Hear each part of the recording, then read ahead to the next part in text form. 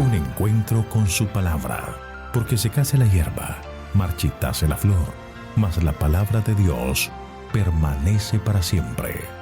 Con ustedes, el doctor José Ricardo Arias Quintero.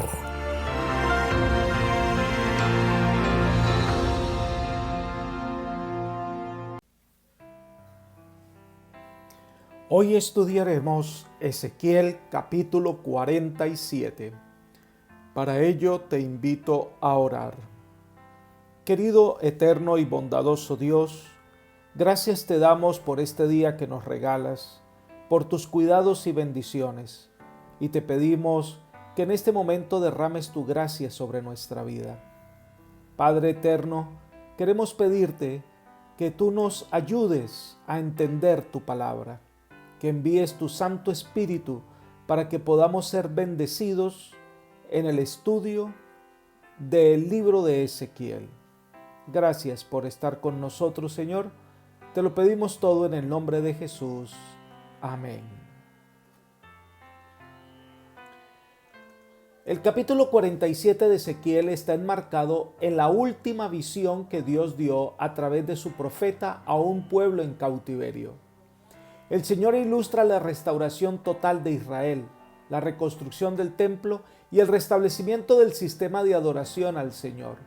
La presentación muestra las cosas que podrían haber sido. Ahora usa la ilustración de la abundancia del agua, que no es otra cosa que un símbolo de prosperidad. Mucho de este lenguaje de Ezequiel fue usado por Juan en el Apocalipsis para describir la tierra nueva. Este capítulo 47 de Ezequiel lo estudiaremos en 3 secciones. La primera sección son los versículos 1 al 12 y describe el torrente que sale del nuevo templo. Leamos los versículos 1 y 2. Me hizo volver luego a la entrada de la casa y vi que salían aguas por debajo del umbral de la casa hacia el oriente, porque la fachada de la casa estaba al oriente y las aguas ascendían por debajo hacia el lado derecho de la casa al sur del altar. Me sacó por el camino de la puerta del norte y me hizo dar la vuelta por el camino exterior, fuera de la tierra, al camino de la que mira al oriente, y vi que las aguas salían del lado derecho. El horizonte grandioso de la visión de Ezequiel se ve completando con este cuadro idílico, en el que la mísera tierra palestiniana aparecerá transformada. El centro geográfico de la nueva tierra santa es el templo, donde habita Jehová. De él irradia bendición en el orden espiritual y material. Su poder bienhechor puede transformar el desierto de Judea y dar vida a las aguas del Mar Muerto. El profeta asiste imaginariamente a la vivificación de aquella tierra. Su guía lo lleva de nuevo a la entrada del templo para que asista a un espectáculo grandioso. Del lado oriental del recinto sagrado brotaba un caudaloso torrente que sale del lado derecho del templo, es decir, de la pared lateral del templo que da hacia el sur. Recordemos que el lado oriental estaba la puerta sagrada, donde solo podía entrar el príncipe. Esto enriquece el significado de la visión. No se nos dice en la visión cuál es el afluente del agua, si era natural o una fuente milagrosa. Pero lo cierto es que si esta fuente es milagrosa, va aumentando de modo inexplicable y es una evidencia perpetua del poder de un Dios omnipresente que opera en favor de su pueblo. Tal demostración sería similar a la de la presencia de Dios en la columna de fuego que acompañó a Israel por el desierto. Entonces se describe este torrente de agua que va creciendo, versículos 3 al 7. Salió el hombre hacia el oriente llevando un cordel en la mano. Midió 1000 codos y me hizo pasar por las aguas que me llegaban hasta los tobillos. Midió otros 1000 y me hizo pasar por las aguas que me llegaban hasta las rodillas. Midió luego otros 1000 y me hizo pasar por las aguas que me llegaban hasta la cintura. Midió otros 1000 y era ya un río que yo no podía pasar, porque las aguas habían crecido de manera que el río no se podía pasar sino a nado. Y me dijo: ¿Has visto, hijo de hombre? Después me llevó y me hizo volver por la ribera del río, y al volver vi que en la ribera del río había muchísimos árboles, a uno y a otro lado. Las medidas que se dan muestran gráficamente el enorme aumento de las aguas. A una distancia de aproximadamente 2000 metros, el manantial se había convertido en un caudaloso río que no se podía vadear. El ángel acompañante se propuso revelar el tamaño del río y por eso hacía que el profeta entrara a las aguas, y lo hizo entrar en 4 puntos distantes del templo, donde la corriente encontraba profundidades cada vez mayores. Y entonces describe que habría árboles al lado y lado de este gran río de agua viva.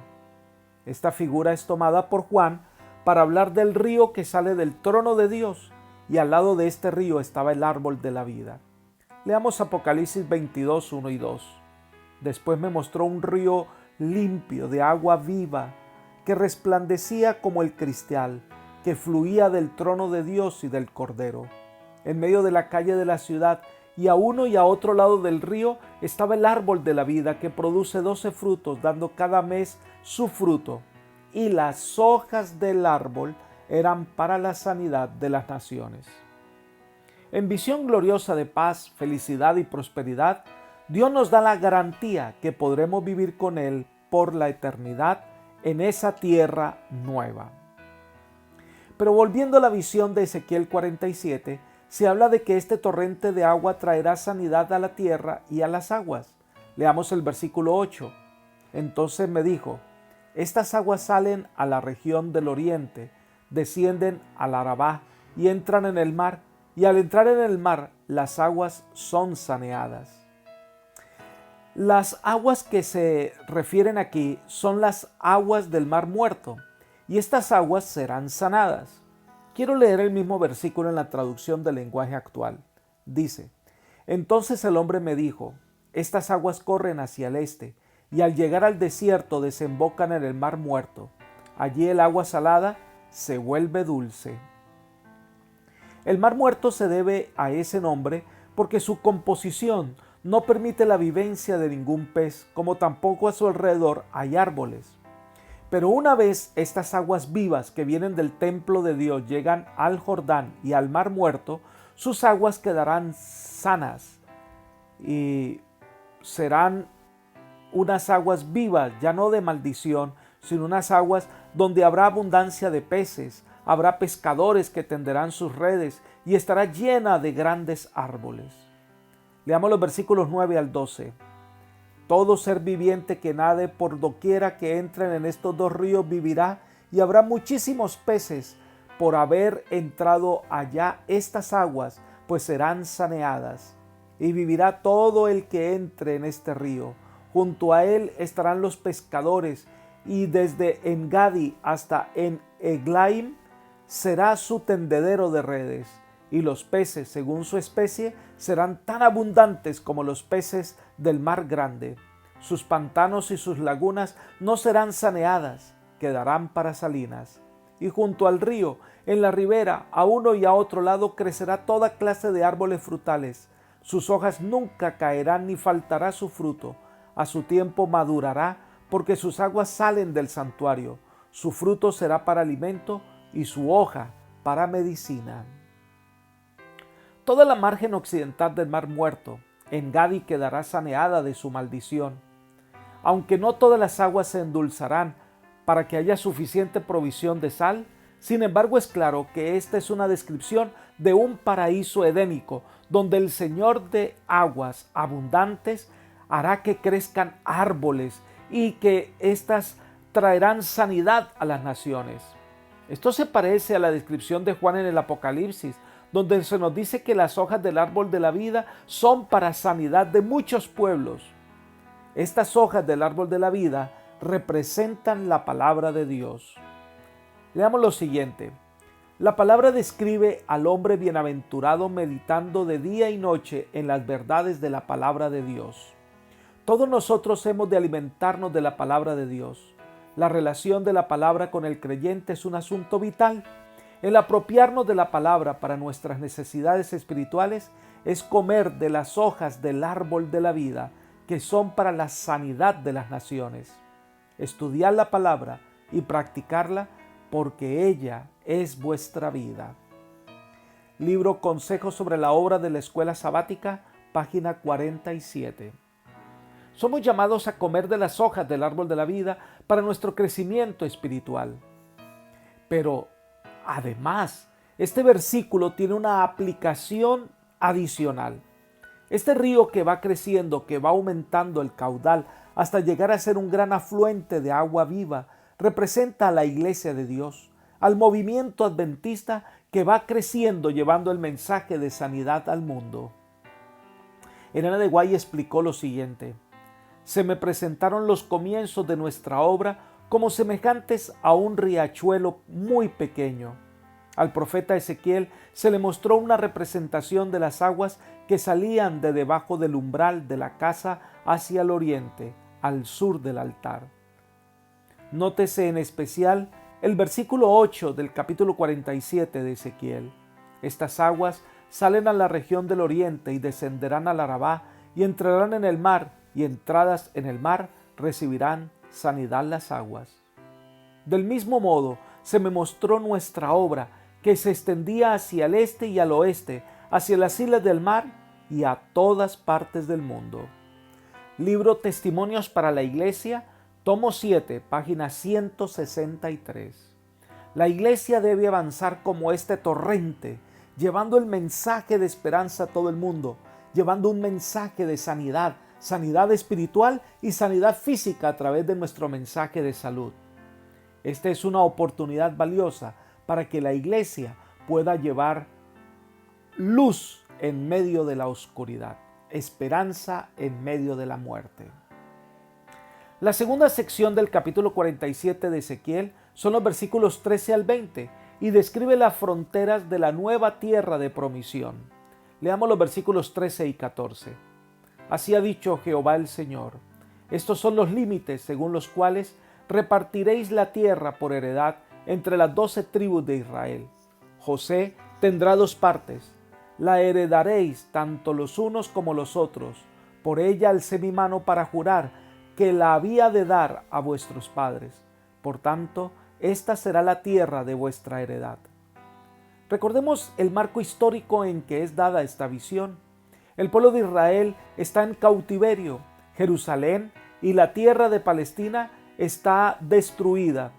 Pero el Señor le da un mensaje de esperanza. Israel renacerá, volverá a ser una nación y será repoblada por las tribus de Israel. Entonces se describe la distribución de la tierra de Israel.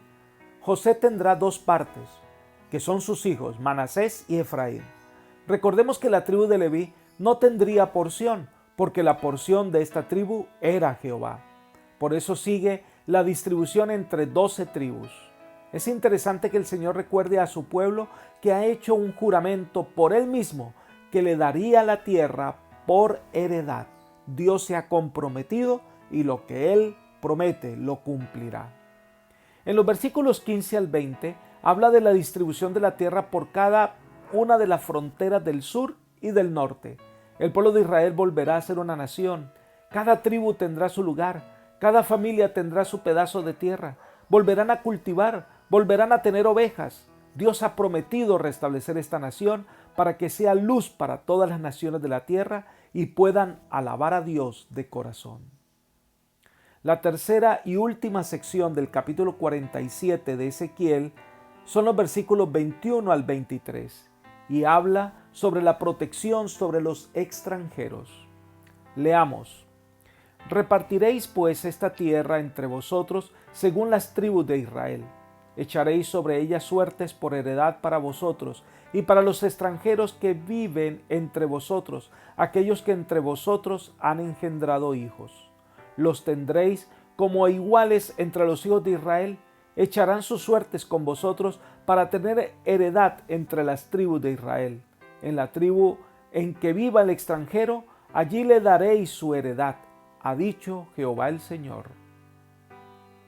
Recordemos que el propósito de Dios para Israel es que los extranjeros se sintieran atraídos de tal manera que se establecieran entre los israelitas, aceptaran la religión del verdadero Dios. Por eso se dieron instrucciones específicas sobre ellos. En Levítico capítulo 19, versículos 33 y 34 leemos: Cuando el extranjero habite con vosotros en vuestra tierra, no lo oprimiréis. Como a uno de vosotros trataréis al extranjero que habite entre vosotros, y lo amarás como a ti mismo, porque extranjero fuisteis en la tierra de Egipto, yo, Jehová vuestro Dios. Por eso se les permitía la circuncisión, ofrecer sacrificios, llegarán a ser parte de la familia de Dios. De la misma manera, en esta nueva tierra que Dios prepara para su pueblo, hay un lugar para todos los que quieran venir, incluso los extranjeros. Allí serán bienvenidos y serán tratados como parte de las tribus de los hijos de Israel. Serán tratados como hijos de Dios. Apreciados amigos y hermanos, grandes promesas Dios ha hecho para sus hijos. Ha hecho provisión de todos los detalles para nuestra eterna felicidad. La tierra nueva está diseñada para que todos los que quieran puedan tener un lugar en su reino. Pero lo que define nuestra estancia en la tierra prometida es que hoy puedas tomar la decisión de venir a Jesús y entregar tu vida a Él. Por eso, en este momento, debes abrir tu corazón y que el Espíritu Santo sea el Rey de tu vida. Entonces, tu nombre estará inscrito en el libro de la vida del Cordero. Que el Señor hoy te bendiga, te guarde, te guíe por sendas de justicia. Es mi oración por ti. Amén.